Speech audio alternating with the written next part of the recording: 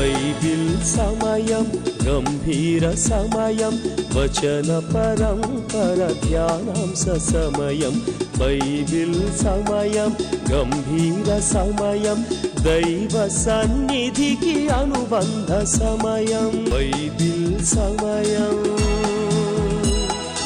Bible సమయం, Bible సమయం, Bible సమయం.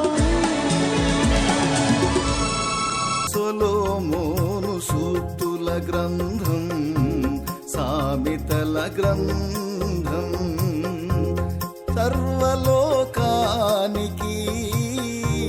సర్వజనులందరికీ సరళమైన గ్రంథము, సందేశమిచ్చు ఈ గ్రంథం. సొలొమోను సూక్తుల గ్రంథం, సామెతల గ్రంథం.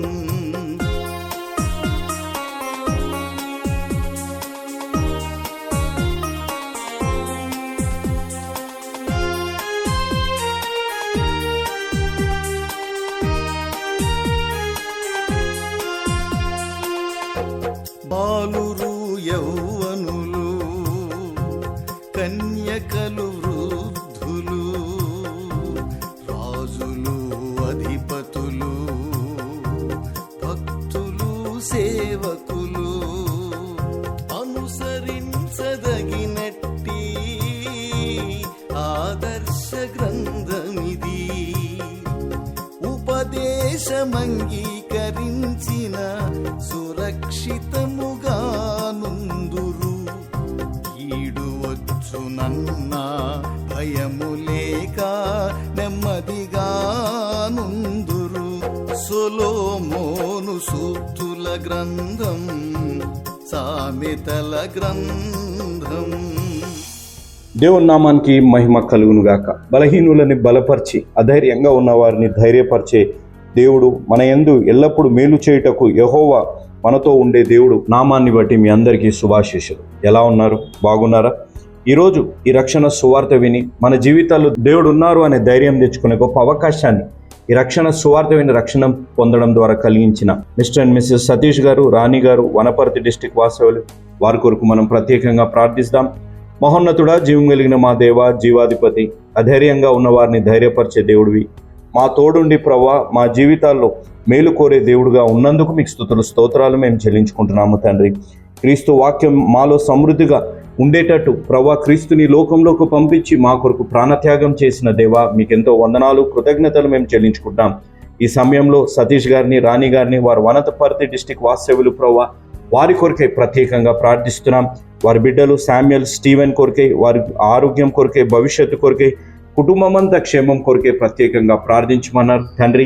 వీరు చేసిన సహాయాన్ని బట్టి ఈరోజు ఒక్క ఆత్మైన రక్షణ పొందే అవకాశాన్ని దయచేసినందుకు ఈ అవకాశాన్ని సద్వినియోగం చేసుకొని మీ ద్వారా ప్రేరేపింపబడి వారు వెళ్ళలేకపోయినా వెళ్ళేలాంటి యేసు అనుచరుల పరిచర్యను ప్రోత్సహించిన ఈ బిడ్డల్ని, సతీష్ గారిని, రాణి గారిని, వారి బిడ్డలు శామ్యుయల్ గారిని, స్టీవెన్ని మీరు నిండుగా మెండుగా దీవించమని మేము బ్రతిమలాడుతున్నాం తండ్రి. వారు చేసిన ఈ సహాయాన్ని బట్టి ఈరోజు ఎవరైతే రక్షణ సువార్త విని రక్షణ పొందాలని తీర్మానం తీసుకోబోతున్నారు, ఎవరైతే ఈ వాక్యం విని ఆత్మీయంగా బలపడబడుతున్నారు, వారందరికీ తండ్రి ఈ కుటుంబానికి కూడా మీరు ఇస్తున్న వాగ్దానము, ధైర్యం వహించుడి, మేలు చేయుటకై యెహోవా మీతో కూడా ఉండును.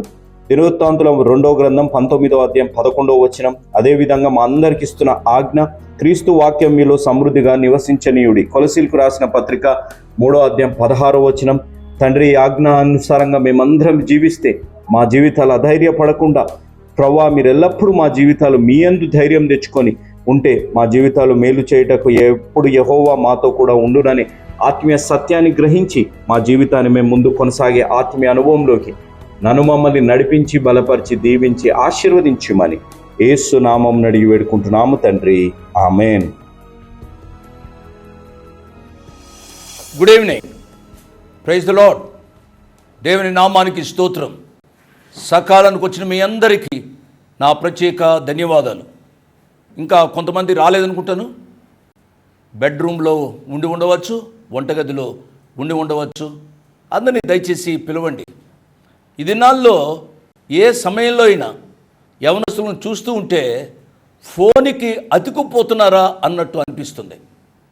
ఆ బిడ్డలను కూడా కొంతసేపు ఫోన్ ఆపి ఒక అరగంట దేవుని వాక్యాన్ని వినమని చెప్పండి. వారికి ఆశీర్వాదకరం అనే విషయాన్ని నేను జ్ఞాపకం చేస్తున్నాను. ఒక పాట విందాం.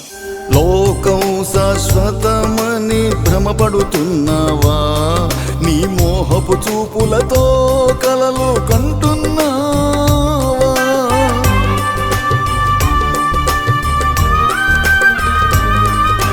లోకం శాశ్వతమని భ్రమపడుతున్నావా? నీ మోహపు చూపులతో కలలు కంటున్నావా? నీ అందం చూసి నీలో నీవు మురియుచున్నావా? నీ అందం చూసి నీలో నీవు మురియుచున్నావా? నీ బంధాలు తెంచుకోలేకపోతున్నావా? నీ బంధాలు తెంచుకోలేకపోతున్నావా? యవ్వనుడా, ఎందాక నీ పయనం?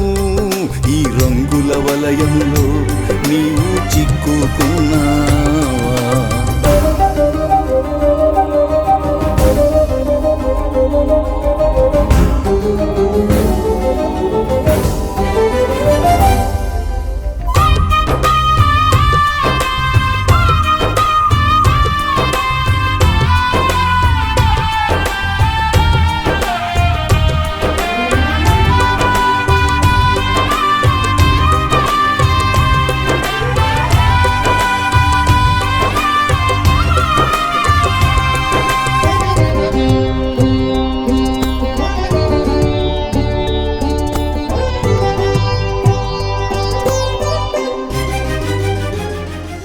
పాట విన్నారు కదూ.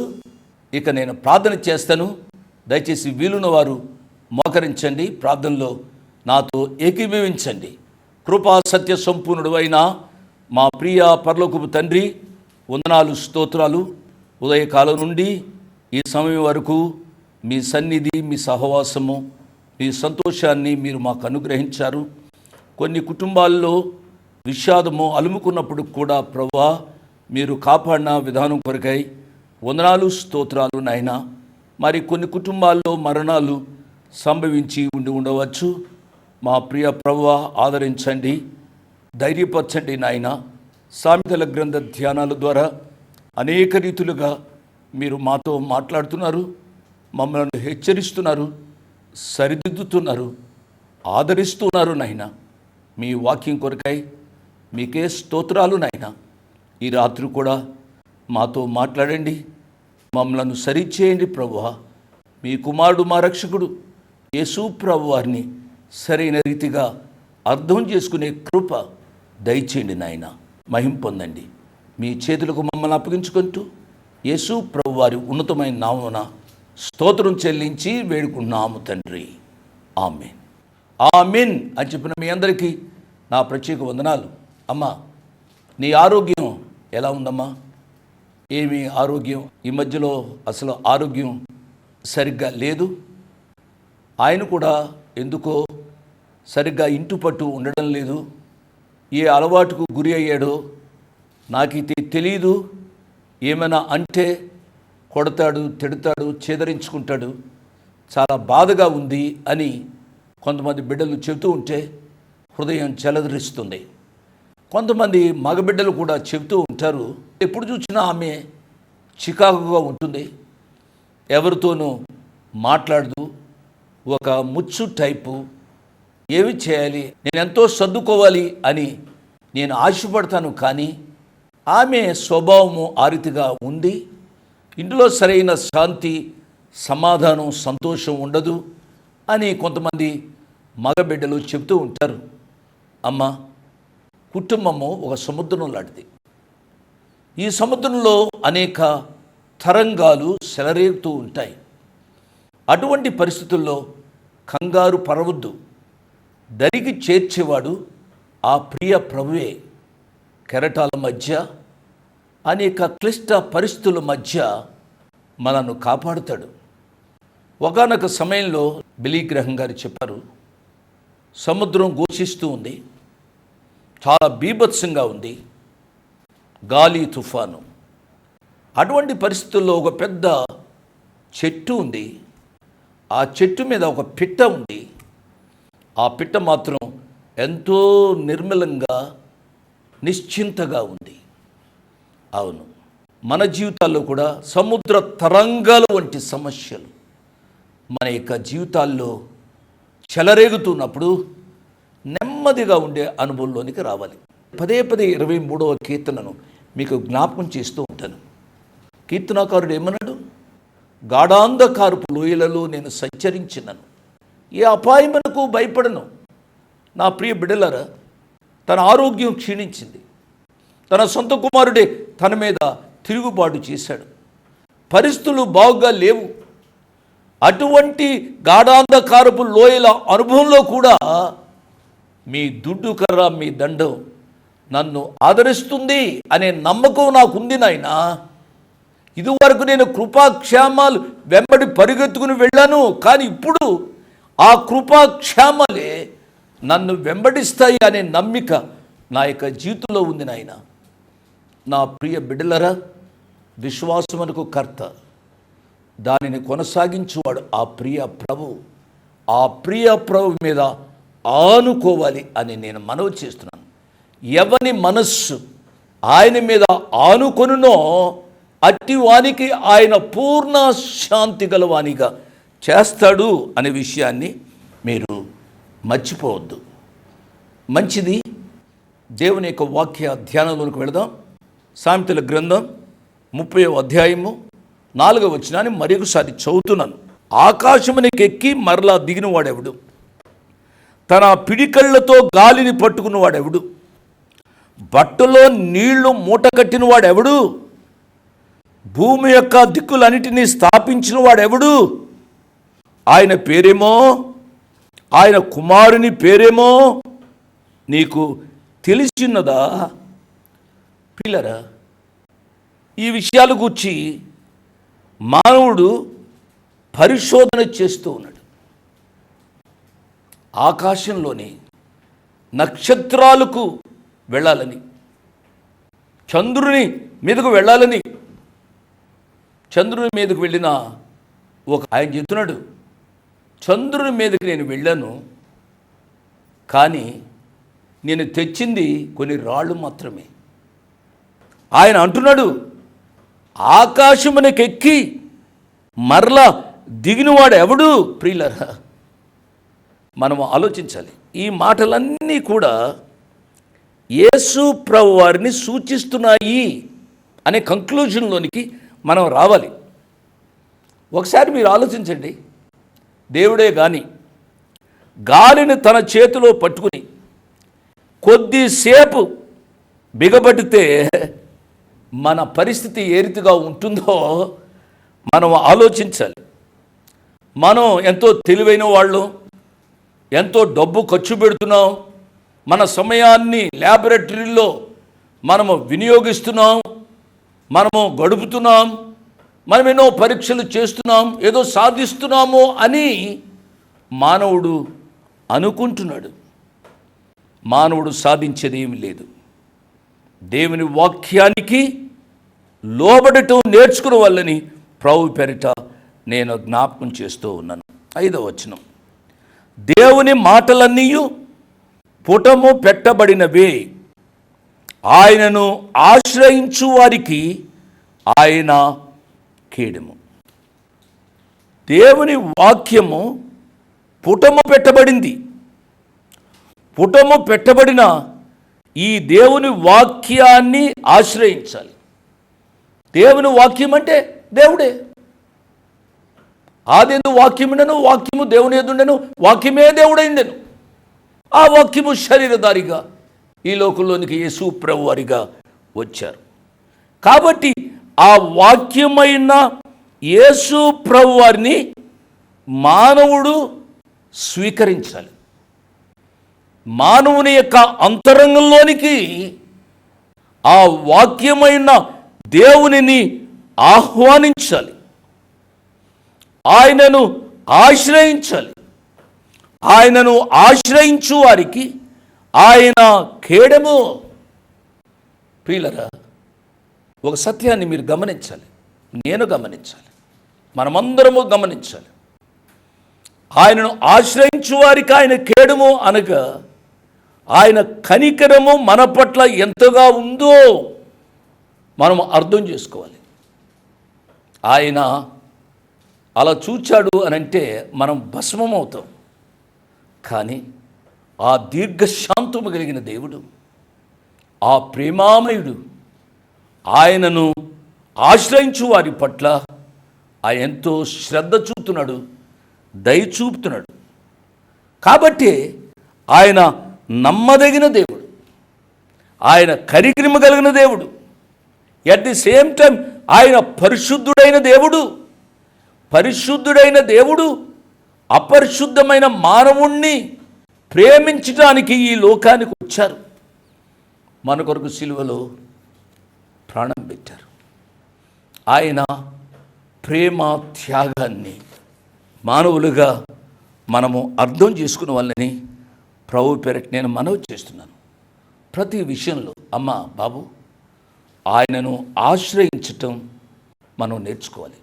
ఎవని మనస్సు ఆయన మీద ఆనుకునునో, ఎవని మనస్సు ఆయనను ఆశ్రయిస్తుందో వారికి ఆయన కేడము. అట్టి వారిని ఆయన పూర్ణ శాంతి గలవానిగా కాపాడుతాడు అనే గొప్ప నమ్మిక మన యొక్క జీవితాల్లో ఉండాలని మరొకసారి నేను జ్ఞాపకం చేస్తున్నాను. ఆయన మాటలతో ఏమీ చేర్చకము, ఆయన నిన్ను గద్దించునేమో, అప్పుడు నీవు అబద్ధికుడు వద్దు. దేవుని మాటలకు మనము ప్లస్లు మైనస్లు చేయకూడదు. ఉన్నది ఉన్నట్టుగా దేవుని వాక్యాన్ని నమ్మడం నేర్చుకున్న వాళ్ళని ప్రభు పేరిట నేను మనవి చేస్తున్నా. వితండ వాదం, ఇష్టానుసారమైన వ్యాఖ్యానం మన యొక్క జీవితాలలో చేయడం అది ఆశీర్వాదకరం కాదు. చెప్పేవారికి ఆశీర్వాదకరం కాదు, వినేవారు కూడా ఆశీర్వాదకరం కాదు. తాత్కాలికంగా నీకు ఏదైనా స్వప్రయోజనం కలిగితే కలగవచ్చు. నా ప్రియ తమ్ముళ్ళు, వాక్యాన్ని చెబుతున్న నా ప్రియులరా, ఉన్నది ఉన్నట్లుగా దేవుని వాక్యాన్ని దేవుని యొక్క సన్నిధానంలో వ్యాఖ్యానించడం మనము నేర్చుకున్న వాళ్ళని ప్రభు పేరిట నేను జ్ఞాపకం చేస్తున్నాను. మోషే భక్తుడు ఈ రీతిగా ద్వితీయోపదేశ కాండంలో వ్రాశాడు.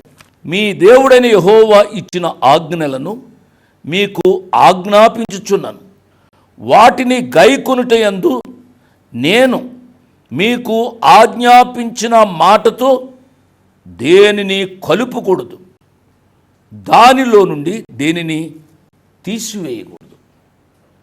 విన్నారు కదా, మన సొంత వ్యాఖ్యానాలు వ్యర్థము అనే సత్యాన్ని మనం అర్థం చేసుకోవాలి. మనుషులను నవ్వించడానికి, కవించడానికి సొంత వ్యాఖ్యానాలు చేయడం మానుకోవాలి. ఇదే ద్వితీయోపదేశ కాండం 12వ అధ్యాయము 32వ వచనాన్ని కూడా చదువుతున్నాను. నేను మీకు ఆజ్ఞాపించుచున్న ప్రతి మాటను అనుసరించి చేయవలను, దానిలో నీవు ఏమీ కలుపకూడదు, దానిలో నుండి ఏమీ తీసివేయకూడదు. ఎంత క్రిస్టల్ క్లియర్గా పరిశుద్ధాత్మ దేవుడు వ్రాసాడో అర్థం చేసుకోవాలి. పుటమో వేయబడిన ఆయన పరిశుద్ధ మాటలను పరిశుద్ధమైన రీతిగా మనము అర్థం చేసుకోవడానికి మనము ప్రయత్నం చేద్దాం. మరొకసారి చెప్తున్నాను, ఆయన వాక్యాన్ని వక్రీకరించవద్దు. మంచిది. 7వ వచనం నుంచి 9వ వచనం వరకు చదువుతున్నాను. దేవా, నేను నీతో 2 మనవులు చేసుకొనుచున్నాను, నేను చనిపోకముందు వాటిని నాకు అనుగ్రహింపుము. వ్యర్థమైన వాటిని, అబద్ధములను నాకు దూరముగా ఉంచుము. పేదరికమునైనను ఐశ్వర్యమునైనను నాకు దయచేయకము. తగినంత ఆహారము నాకు అనుగ్రహింపుము. ఎక్కువైన ఎడల నేను కడుపు నిండిన వాడనై నిన్ను విసర్జించి యెహోవా ఎవడని అందునేమో, లేక నేను బేదనై దొంగిలి నా దేవుని నామమును దూషింతునేమో. బా, ఎంత చక్కటి మాటలండి. ఈ మాటలు మన యొక్క జీవితాలకు అన్వయం చేసుకునే వాళ్ళని నేను మనవి చేస్తున్నాను. ఈ వచనంలో చాలా సత్యాలు ఉన్నాయి. ఆయన 2 మనవులు చేస్తున్నాడు. వాటిని చనిపోకముందు నాకు అనుగ్రహించు అని ఆయన విజ్ఞాపన చేస్తున్నాడు. 1, వ్యర్థమైన వాటిని, అబద్ధములను నాకు దూరముగా ఉంచుము. మనము ఎన్ని వ్యర్థమైన మాటలు మాట్లాడుతూ ఉంటాం. ఈ రాత్రి ఆలోచించాలి. పనికి రాని మాటలు, ఒకవేళ ఇతరులను కవ్వించి నవ్వించే మాటలు కావచ్చు. ఈ రాత్రి గమనించవలసింది ఏమిటి అనగా అవి వ్యర్థమైన మాటలు. 2వది అబద్ధాలు. ఒకరి ముందు తమ గొప్ప చెప్పుకోవడానికి, స్వప్రయోజనం కొరకు అబద్ధాలు ఆడవచ్చు. ఎంతోమంది మగబిడ్డలు అబద్ధాలు చెప్పి అది చదివాను, ఇది చదివాను, అది చేస్తున్నాను, ఇది చేస్తున్నాను అని చెప్పి ఆడపిల్లలను మోసం చేసి పెళ్లి చేసుకుని ఎంతో నష్టాన్ని బిడ్డలకు తెచ్చిపెడుతున్న వారిని చూస్తున్నాం. నా ప్రియ మగబిడ్డలారా, నా ప్రియులరా, ఈ మాటలు హృదయపూర్వకంగా ఈ రాత్రి ఆలోచించాలి. వ్యర్థమైన వాటిని, అబద్ధములను నాకు దూరము చేయము. అవును, మన యొక్క జీవితాలలో దేవుని కొరకు జీవించడానికి ఈ రాత్రి తీర్మానం చేసుకుందాం. మత్తయి సువార్తలో ప్రభువారు ఈ రీతిగా చెప్పారు. మత్తయి సువార్త 6వ అధ్యాయము 11వ వచనంలో ఈ రీతిగా ఉంది. మత్తయి సువార్త 6వ అధ్యాయము 11వ వచనం, మా అనుదినాహారము నేడు మాకు దయచేయము, పేదరికమునైనను ఐశ్వర్యమునైనను నాకు దయచేయకము, తగినంత ఆహారము నాకు అనుగ్రహింపము, మా అనుదిన ఆహారము నేడు మాకు దయచేయము. ఎంత అవసరమో అంతుంటే మనకు చాలండి. ఎక్కువైన ఎడల నేను కడుపు నిండిన వాడని నిన్ను విసర్జించి యెహోవా ఎవడు అని అందునేమో. ఎంత చక్కటి మాటలు. నేను పేదవాడినై దొంగిలి నా దేవుని నామమును దూషింతునేమో. కాబట్టి ఎంత కావాలో అంత దయచేయము నాయనా అని ప్రార్థించాలని ఇక ఆగూరు మనకు చెబుతున్నాడు. అదే సామెతల గ్రంథం 30వ అధ్యాయము 22వ వచనం. అవివనగా రాజరికమునకు వచ్చిన దాసుడు కడుపు నిండా అన్నము కలిగిన మూర్ఖుడు. అంటే ఎంత కావాలో అంతటితో తృప్తి చెందినవాడు కాదు. కడుపు నిండా తిని లెక్క చేయకుండా దేవుణ్ణి ఇష్టానుసారంగా జీవించే మూర్ఖుడు. ఆ రీతిగా జీవించడానికి వీల్లేదు అనే సత్యం ఈ వచనాల ద్వారా మనం నేర్చుకోవాలి. మోషే గారు కూడా ఇదే సత్యాన్ని ఈ రీతిగా రాశారు. ద్వితీయోపదేశకాండం 8వ అధ్యాయంలోంచి కొన్ని వచనాలు నేను చదువుతాను. ద్వితీయోపదేశకాండం 8వ అధ్యాయము 11వ వచనాంచి, నేడు నేను నీకు ఆజ్ఞాపించు ఆయన ఆజ్ఞలను, విధులను, కట్టడలను నీవు అనుసరింపక నీ దేవుడైన యెహోవాను మరిచి కడుపారా తిని మంచి ఇండ్లు కట్టించుకొని వాటిలో నివసింపగా నీ పశువులు నీ గొర్రె మేకలను వృద్ధి అయి నీకు వెండి బంగారములు విస్తరించి నీకు కలిగినదంతయు వర్ధిల్లునప్పుడు నీ మనసు మదించి దాసుల గృహమైన ఐగుప్తు దేశములో నుండి నిన్ను రప్పించిన నీ దేవుడైన యెహోవాను మరుతువేమో. జాగ్రత్త. ఆయన అంటున్నాడు, తాపకరమైన పాములను తేళ్లను కలిగి ఎడారి అయి నీళ్లు లేని భయంకరమైన ఆ గొప్ప అరణ్యములో ఆయన నిన్ను నడిపించాడు. రాతి బండ నుండి నీళ్లు తెప్పించాడు. ఆ ప్రియ ప్రభువును మర్చిపోవద్దు అని దేవుని యొక్క వాక్యము సెలవిస్తుంది. నా ప్రియ బిడ్డలారా, ఎక్కువై కడుపు నిండి ఆ ప్రభువును విసర్జించవద్దు. పేదవారై దొంగిలి దేవుని నామానికి అవమానము తేవద్దు. ఆ ప్రభువు కొరకు ఈ పరిశుద్ధ వాక్య పరిధిలో జీవించినట్లు తీర్మానం చేసుకునే వాళ్ళని మనవి చేస్తూ ముగిస్తున్నాను. May God bless you. Praise the Lord. ఏంటి బ్రదర్, ఏదో పెద్ద బుక్ పట్టుకున్నారే అని చెప్పి మీరు ఆశ్చర్యపోయి ఉండొచ్చు. ఇది ఒక సిస్టర్ గారు తన స్వహస్తాలతోని రాసిన బైబిల్. ఈ బైబిల్ తన స్వహస్తాలతో రాసి మా తండ్రి గారు జోషన్న గారికి బహుమానంగా ఇచ్చారు. ఎవరు ఈ స్త్రీ, ఎందుకు స్వహస్తాలతో రాసింది అనే ఒక ప్రశ్న మీకు ఉండొచ్చు. తను ఒక రాజకీయ కుటుంబానికి చెందిన ఒక స్త్రీ. నాన్నగారు ఆ ప్రాంతానికి వెళ్ళినప్పుడు బైబిల్ని బహుమానంగా తెస్తే అక్కడ ఉన్న వారంతా ఏదో అనుకున్నారు. ఏమనుకున్నారు? తన గురించి వివరణ మీరు ఇంకా తెలుసుకోవాలి అని అంటే మా యేసు అనుచరుల మ్యాగజైన్లో దాని గురించి ఎంతో వివరణగా రాసాం. ఈ 3rd పేజ్లో రాయబడింది. కాబట్టి ఈ మ్యాగజైన్ మీరు తెప్పించుకోండి. అనేక ఆత్మీయ సత్యాలతోని రాయబడుతున్న మ్యాగజైన్ ఇది. అదేవిధంగా దీంట్లో సామెతల గ్రంథంలోంచి కొన్ని మర్మాలు మీకు ఇక్కడ తెలియజేయబడ్డాయి. ఏ విధంగా సామెతల గ్రంథంలో వివరించబడ్డారు దేవుడు, దానికి మన స్పందన ఏ విధంగా ఉండాలి, సామెతల గ్రంథంలో దేవుడికి హేయమైనవి ఎన్ని ఏంటివి అనేది తెలుసుకోవాలి అని అంటే ఈ మ్యాగజైన్ని మీరు తీపించుకోండి. మీరు అడగొచ్చు, బ్రదర్ ఈ డిజిటల్ వరల్డ్లో ఈ మ్యాగజైన్ ఏ విధంగా అని మీరు అడగొచ్చు. డిజిటల్ వరల్డ్లో ఎక్కువగా ఫోన్ మీద ఉండే కంటే ఇలాంటి వాక్యాన్ని మీరు చదవడాన్ని బట్టి మీకు ఆత్మీయంగా బలపడతారు. దీనిని ఇంగ్లీష్లో కూడా తేవాలనే ఒక ప్రార్థన మా జీవితాల్లో జరుగుతుంది. కాబట్టి ఇంగ్లీష్ ప్లస్ తెలుగులో ఉంటే మీరు చదవచ్చు, మీ బిడ్డలకు కూడా చదివే విధంగా ప్రోత్సహించవచ్చు. ఫోన్ టైం తక్కువయ్యి దీన్ని మీద ఎక్కువగా టైం ఉండే అవకాశం. కాబట్టి ఈ బైబిల్ స్వహస్తాలతో రాశారు.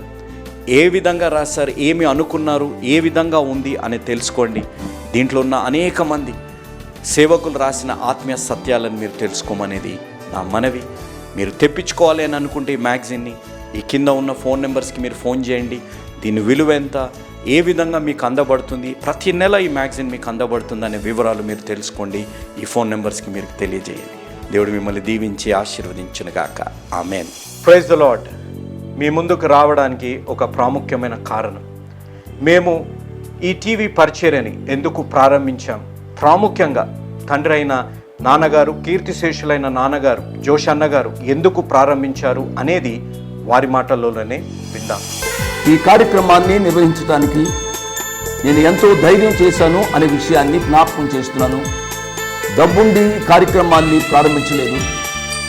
నన్ను రక్షించి ఇంతవరకు పిలిచిన ప్రభు ఉన్నారు అని, తదుపరి విశ్వాసులైన మీరు ఉన్నారు అనే ధైర్యంతో ఈ కార్యక్రమాన్ని కొనసాగిస్తున్నాం. విన్నారు కదా, నాన్నగారు ఏ ధైర్యమైతే వారు చేసి టీవీ కార్యక్రమాలని ప్రారంభించారు. మన రక్షకుడైన యేసు ఉన్నారని, విశ్వాసులైన మీరు ఉన్నారనే ధైర్యంతోనే ఈ టీవీ కార్యక్రమాలని మేము కొనసాగిస్తున్నాం గత సంవత్సరాలుగా. ఇక ముందు కూడా మేము కొనసాగించాలి అని అంటే మీలో విశ్వాసులైన మీరు, ప్రేరేపింపబడ్డవారు మీరు, వచనం వెంబడి వచ్చిన ధ్యానాలు జోషన్న గారివి, పాయింట్ వైజ్ ధ్యానాలు జాన్ స్పర్జన్ గారివి, హీరోస్ ఆఫ్ ది బైబిల్ అనే సిరీస్ ధ్యానాలు భక్త్ సింగ్ నావి కొనసాగేటట్టు మీరు ప్రేరేపింపబడితే, మీరు సహాయం చేసి మీరు నేరుగా నాతోని మాట్లాడవచ్చు. నాతో మాట్లాడి మాకు సహాయం చేయాలనేది నా మనవి. కాబట్టి మీరందరూ ఏ భారమైతే, సేవా భారమైతే నాన్నగారు గత 40 సంవత్సరాలుగా ముందుకు కొనసాగించారు, ఇప్పుడు యవనస్తులమైన మా అన్నగారు జాన్ స్పర్జన్ గారు మాపై ఉంది. కాబట్టి మీరు కూడా ఏ విధంగా నాన్నగారిని అయితే ప్రోత్సహించారు, నాన్నగారిని ఆదరించారు, మమ్మల్ని కూడా ఆ విధంగానే ప్రోత్సహించి ఆదరిస్తారని నమ్ముచు సెలవు తీసుకుంటున్నాను. దేవుడు మిమ్మల్ని దీవించి ఆశీర్వదించునుగాక. ఆమేన్.